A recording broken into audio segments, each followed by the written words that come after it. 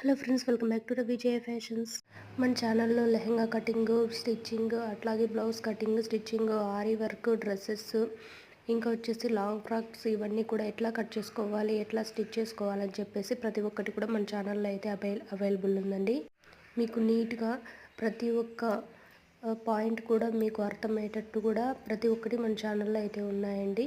మీరు బయటకు వెళ్ళి మళ్ళీ డబ్బులు ఇచ్చి నేర్చుకునే బదులు మీరు మీ దగ్గర మొబైల్ ఉంటే చాలండి, మీరు మొబైల్లో చూసుకునేసి నిదానంగా అయితే కట్ చేసుకోవచ్చు.